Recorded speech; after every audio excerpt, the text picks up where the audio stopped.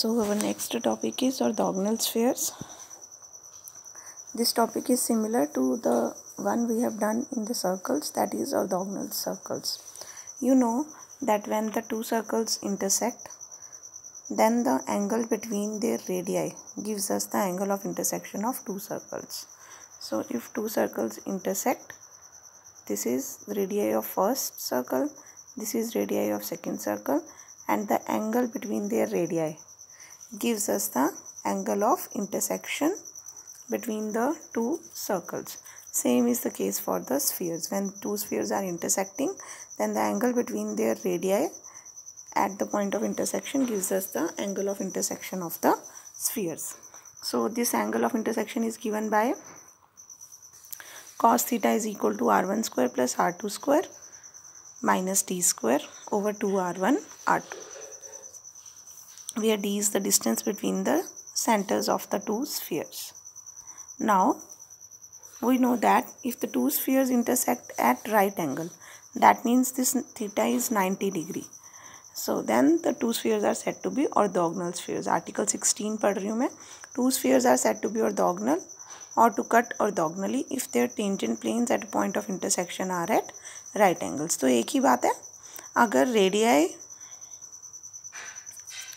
are perpendicular to each other, then tangent planes will also be perpendicular to each other, because tangent planes are perpendicular to the radii, and you know that angle between two lines is equal to the angle between their perpendiculars also. I hope you understand this. So orthogonally कब cut करते हैं sphere? When the angle between the radii or angle between their tangent planes at the point of intersection is 90 degree. So अगर theta 90 degree हो जाएगा, अब यहाँ पे article 19 में अगर आप cos theta equal to 90 theta को 90 डिग्री पुट कर दोगे तो cos 90 degree will be 0. So you will be getting r1 square plus r2 square minus d square is equal to 0. That is r1 square plus r2 square equal to d square. तो वो देखो ये triangle वैसे भी है. अब अगर ये p पे 90 डिग्री का एंगल है तो C1 P C2 right angle triangle बन गया.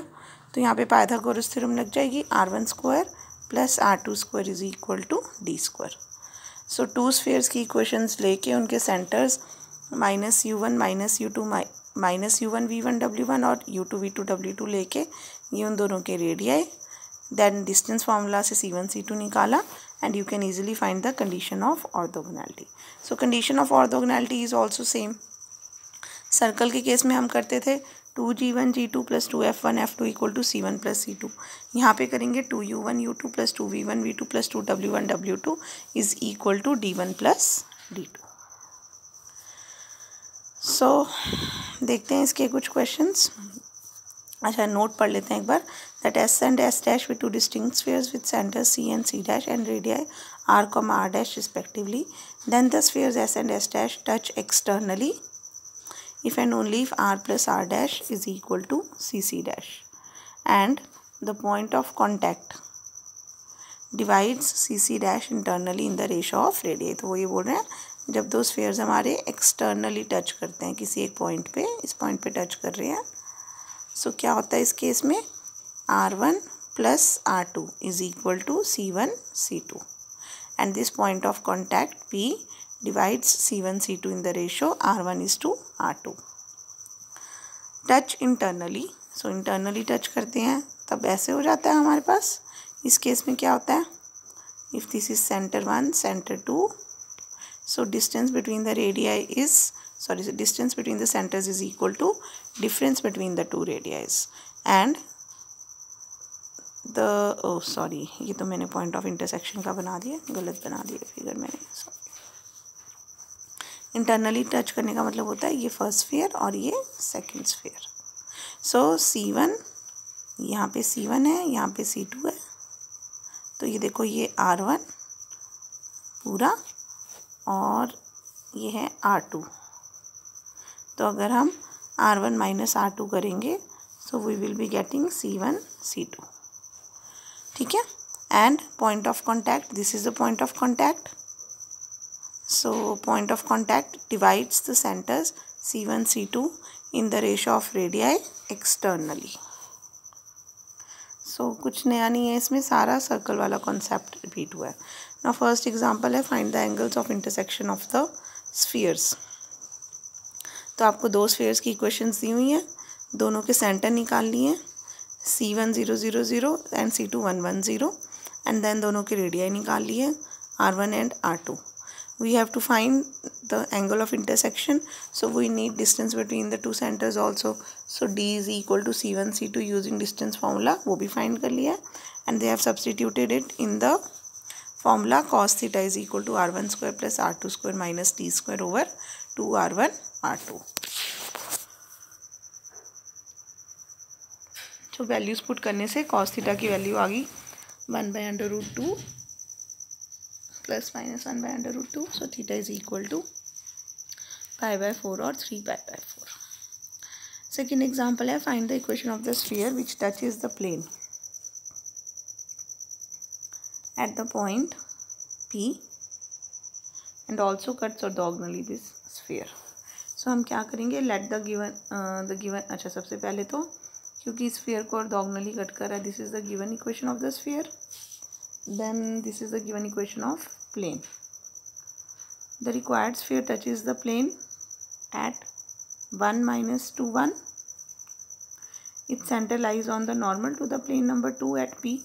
तो क्या किया, देखो we are given that this plane is touching the given sphere at this point. तो point of contact पता है, तो अब आप CP की इक्वेशन निकाल सकते हो क्योंकि CP इस पॉइंट से पास कर रही है और इसके डायरेक्शन रेशोज़ प्लेन की इक्वेशन से आ जाएंगे 3 2 और -1. सो ये इन्होंने equation of the normal to the plane find कर लिया. Now any point on this normal is this, if this is any point on this normal let this point be centre of the sphere. So हमने suppose कर लिया कि ये जो coordinates हैं ये सेंटर के हैं, C के हैं. अगर ये सेंटर है तो हम रेडियस भी निकाल सकते हैं CP डिस्टेंस फार्मूला यूज़ करके. सो ये डिस्टेंस फार्मूला यूज़ करके हमने रेडियस ऑफ द स्फीयर भी निकाल लिया.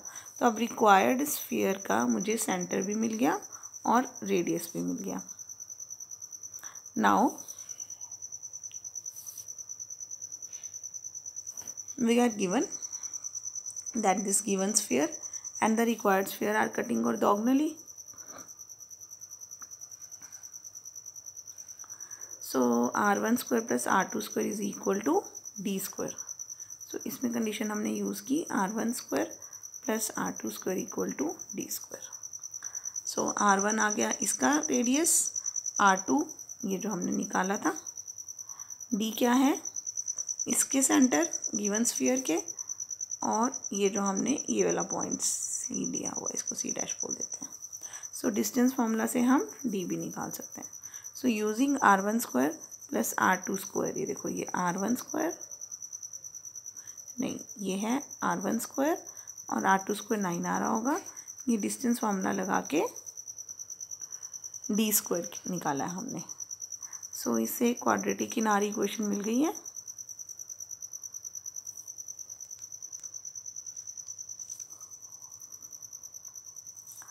ये आ रहा है हमारे पास. सो सॉल्व करने के बाद क्वाड्रेटिक टर्म सारी कैंसिल हो गई हैं. So we are left with R is equal to -3/2. So R is equal to -3/2 आप सेंटर में पुट कर दोगे और यहाँ रेडियस में पुट कर दोगे तो आपको रिक्वायर्ड स्फीयर का सेंटर और रेडियस मिल जाएगा. Therefore the equation of the required sphere is, ठीक है, x - x1 whole square x - h whole square plus y - k whole square plus z - k whole square. क्या बोलते हैं हम, UVW लेते हैं, sorry. So x - u whole square plus y - v whole square plus z - w whole square is equal to R square. So इसको जब आप पूरा सॉल्व करोगे you will get the required equation of the sphere.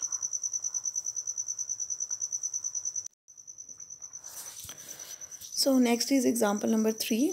To spheres of radius R1 and R2 cut orthogonally. Prove that the radius of the common circle is.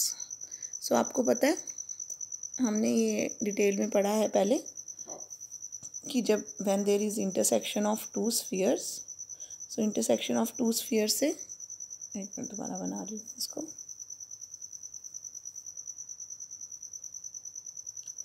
This is one sphere and let this be the another sphere.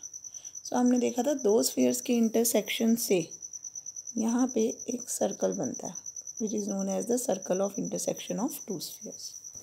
सो इस question में आपको बोला है two spheres of radii R1 and R2। इसका मतलब आपको इस वाले स्फीयर का रेडियस गिवन है R1 और इस वाले स्फीयर का रेडियस भी गिवन है R2 and moreover you are given that these two spheres are intersecting at right angle, that means they are intersecting orthogonally. We have to prove that radius of the common circle is, तो इन दोनों की intersection से जो ये common circle बन रहा है हमें इसका रेडियस फाइंड करना है। सो बहुत ही इसका सॉल्यूशन जो है टिपिकल सॉल्यूशन है, ऐसे ही करना पड़ेगा आपको। तो देखो कैसे किया, हमने सपोज कर लिया let the common circle be x square plus y square equal to a square, क्योंकि सर्कल की इक्वेशन है ना, तो टू डिमेंशन में हम सर्कल की इक्वेशन लिख सकते हैं ना, x square plus y square equal to a square. So question की कैलकुलेशन को सिंप्लीफाइड वे में लिखने के लिए हमने सपोज किया है कि ये जो हमारा कॉमन सर्कल बन रहा है इसके सेंटर ओरिजिन पे है और रेडियस ए है and moreover because this circle is in x y plane, so we can write z is equal to 0। So let the common circle be x square plus y square equal to a square comma z is equal to 0। और हमें पता है इसको मैं कैसे लिख सकती हूँ, क्योंकि z तो 0 ही है, तो अगर मैं यहाँ पे z प्लस जेड स्क्वायर वाली टर्म को ऐड भी कर दूँगी तो इक्वेशन पे कोई फ़र्क नहीं पड़ेगा। सो और it can be written as x square plus y square plus z square minus a square equal to 0 comma z is equal to 0। So हमें z स्क्वायर ऐड करने की ज़रूरत क्यों पड़ी, क्योंकि x square plus y square plus z square minus a square equal to 0 will be representing a sphere and वो sphere when z is equal to 0 that is x y plane के साथ intersect करेगा तो ये circle की equation देगा। तो हमें पता है 3D में जब हमने सर्कल की इक्वेशन को रिप्रेजेंट करना होता है तो हम हमेशा स्फीयर और प्लेन की कंबाइंड इक्वेशन से उसको रिप्रेजेंट करते हैं। So let the common circle be this और it can be written as the combined equation of a sphere and a plane. Now अब आपको अगर सर्कल की इक्वेशन मिल गई है, this is the circle equation of circle, we know that equation of sphere through given circle is of the type s plus kl equal to 0. So let the two spheres through this circle be x square plus y square plus z square minus a square plus 2k1z equal to 0 and plus 2k2z equal to 0. तो हमने एक ये sphere की equation ले ली और एक ये sphere की इक्वेशन ले लिया और नेक्स्ट स्टेप में कुछ नहीं किया, सिर्फ उसको सिंप्लीफाई करके लिखा है, क्योंकि हमें पता है पहले क्वाड्रेटिक टर्म्स आती हैं फिर linear terms in x y z आती हैं and then comes the constant term, तो जस्ट टर्म्स को रीअरेंज किया।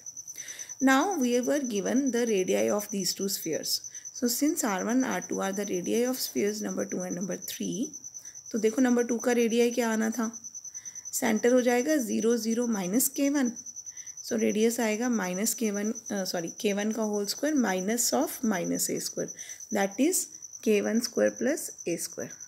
Similarly, R2 square will be equal to K2 square plus A square. Now, further, we are also given that these two spheres are intersecting orthogonally.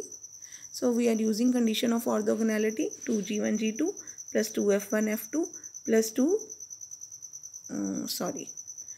2U1 U2 plus 2V1 V2 plus 2W1 W2 is equal to R1 square D1 plus D2. तो यहाँ से u v w हमें पता है u0 है v0 है और w k1 के इक्वल है।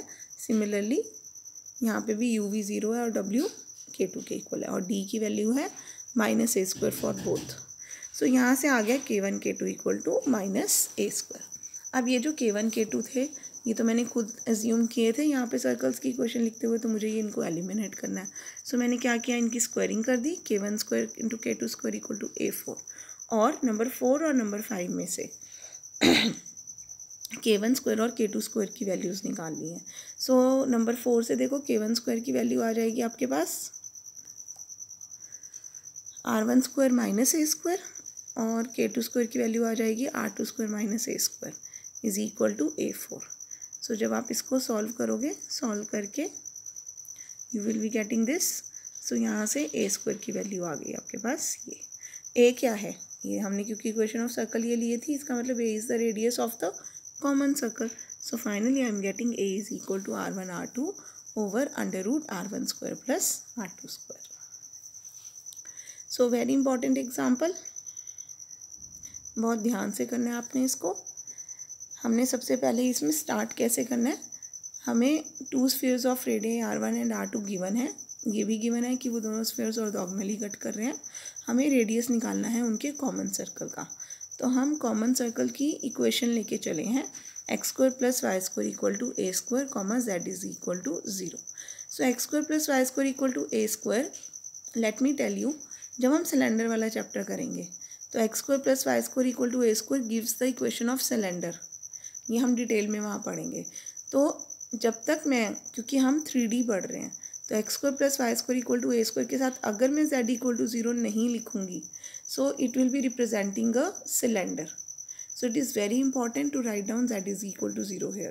So let the common circle be x square plus y square equal to a square comma z is equal to 0, or in 3D we represent the equation of circle by the combined equation of any sphere and plane. So that is why हमने x square plus y square equal to a square को क्या लिख दिया है, x square plus y square plus z square is equal to a square, जिससे कि sphere की equation बन जाएगी। एंड मोर ओवर क्योंकि z की वैल्यू 0 है तो प्लस जेड स्क्वायर करने से इक्वेशन को कोई फ़र्क नहीं पड़ेगा। So now let the two spheres through circle 1 be. अब हमें पता है अगर हमें सर्कल की इक्वेशन गिवन होती है तो उस सर्कल से पास करने वाले बहुत सारे स्फीयर्स होते हैं जिनकी equation is given by S plus K L equal to 0। So K1 K2 लेके हमने दो स्फीयर्स की इक्वेशन निकालनी है, उसको सिंप्लीफाई करके लिखा है। फिर उन दोनों स्फीयर्स के हमें रेडियाई गिवन थे तो हमने R1 और R2 फाइंड कर लिया। And moreover we were given that the two spheres were cutting orthogonally, so we are using the condition of orthogonality. So orthogonality की condition use करके I am getting K1 K2 equal to minus a square. So यहाँ से a की value आ गई, लेकिन K1 K2 क्योंकि हमने खुद लिए थे तो हमारा फाइनल आंसर K1 K2 की टर्म्स में नहीं आ सकता। So we have used equation number 4 and 5 to substitute the values of K1 K2 in terms of R1 R2 and a, and finally solve करके we have got the value of a, which is the radius of the common circle. So very important example, please do it carefully. Next is example number 4. Do the spheres touch internally or externally, find the point of contact. तो ये तो आप circles में बहुत practice करके आए हो। आप क्या करोगे, दोनों के सेंटर्स निकालोगे, दोनों के रेडियाई निकालोगे एंड देन दोनों के सेंटर्स के बीच का डिस्टेंस निकालोगे। सो क्लियरली यहाँ पे हमें दिख रहा है जो फर्स्ट स्फीयर है उसके सेंटर 0 0 0 और रेडियस 8 है।